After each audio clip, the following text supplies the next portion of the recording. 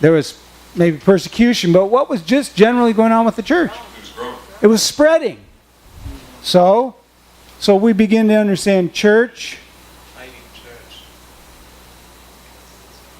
spreading. And not only spreading, but it was going from the Jews to the Gentiles. That's the people here. Jews to the Gentiles. Now, we don't know that for sure necessarily until we've checked other books, because some of these names come up in other books. But we're not doing that right now, are we? But we're just calibrated eyeball. We can say, next, where am I? Number 1, 2, 3. Time. What did we say the time was written? 50 to about 64 AD. Not bad. We could probably even tighten that up a little more, but that's good enough, isn't it, for right now? Because we're just trying to put our mind in the frame of what was going on in that day. So we know that the Romans were ruling, church was spreading, persecution in places. It was going from the Jews to the Gentiles. Why do we know that the church was spreading from the Jews to the Gentiles? Why? General knowledge. Who was spreading it to the Gentiles? Paul was. So we know that he was. Plus, he mentions about being a prisoner. All right. So, just generally. Now we're going to ask a few more questions. Now, here's a kind of a pulse question for you. That is, after you read this book, what is the tone? Do you know what I mean by tone? You know what I mean by tone is you can tell in your mama what her tone of voice was. If your mama or dad were upset, you could tell. It didn't take much change the tone of voice. So the tone of this book or section, is the author happy or sad? Is he playful, intense? Is he giving advice, warning the audience, commending them? What's the tone? I think it was very diplomatic and Deceit? subtle. Yeah. Diplomatic? And subtle. Tactful? Oh, you're using some... So it was dripping with pleas. It was diplomatic and subtle because he's being kind in his words, but Let's write down some of those. Diplomatic? And subtle. Because he's being kind in his words, but he's also saying, I could have the authority to tell you what to do. Winston, what did you say? What was the word you used? Beseech. Oh, there you go. Interesting. Anything else? Somebody else? Tactful. In other words, he was saying it in a nice way. Appealing. Good. Appealing.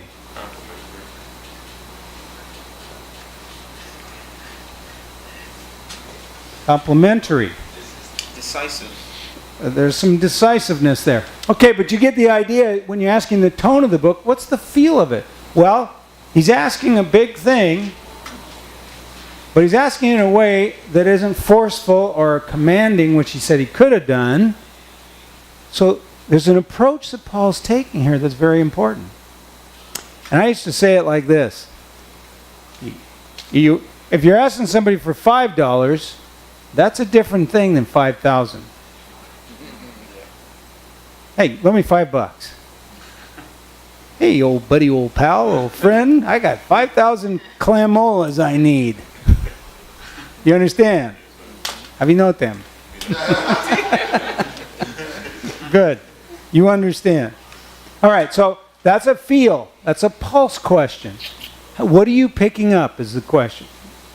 Yes? When I found out that one's miss was a slave, there was like a nervousness. I got a little nervous for the living, you know? So there's a little, well, because something's hanging in the balance, right? Like, what's going to happen? In fact, eventually I'm going to let you know that someday I want to really know the rest of the story. Okay, so what is the author's stated purpose? Write it down.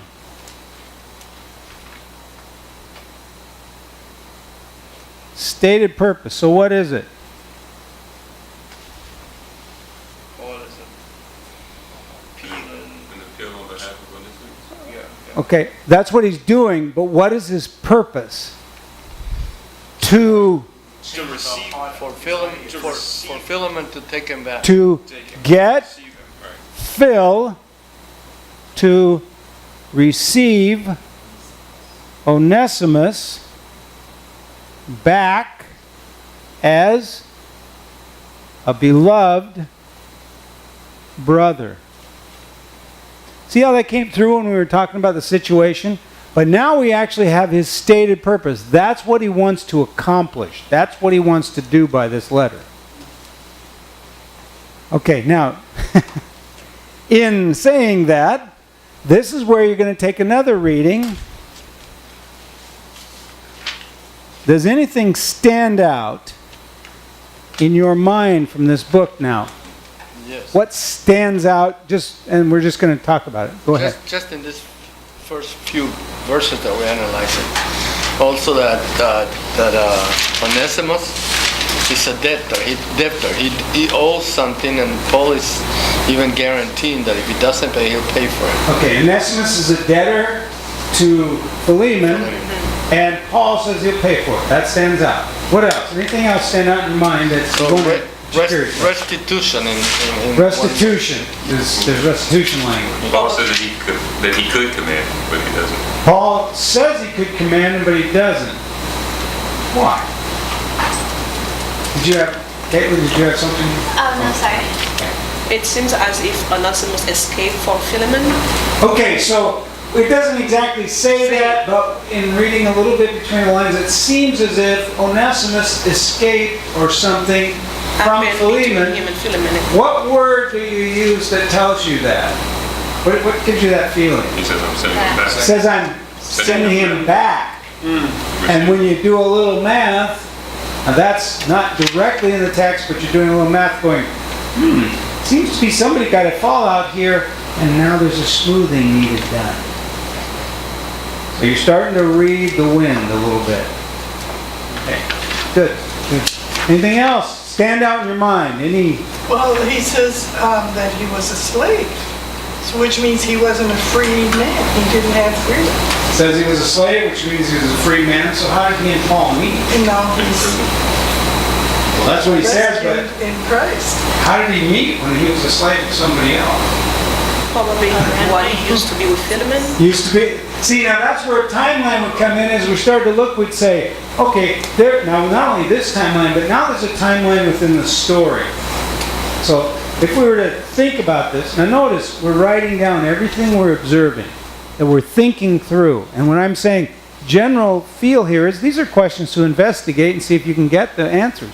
So we have let's do a general timeline. So at the point at which he's writing, Paul is asking, we're gonna leave it here because this is toward the end of the timeline that we're looking at. Paul's appeal. So that gives us a time reference. So what do we have to know happened before that? What's the just general first thing? Onesimus was where?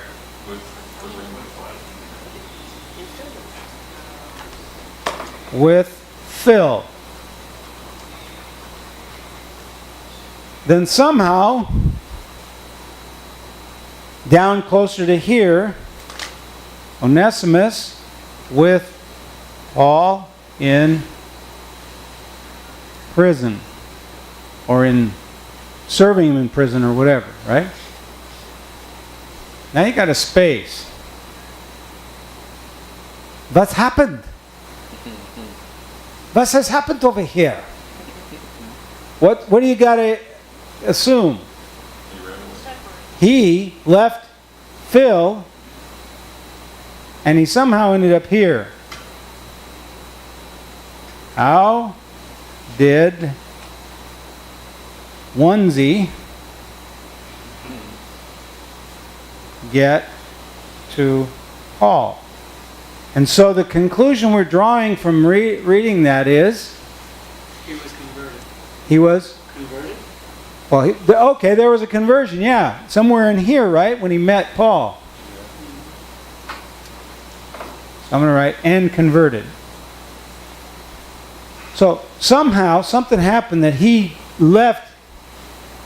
And if he left his master, Phil, and Paul is writing this to take him back in a certain way, there's some schmoozling going on, right? Trying to smooth the waters,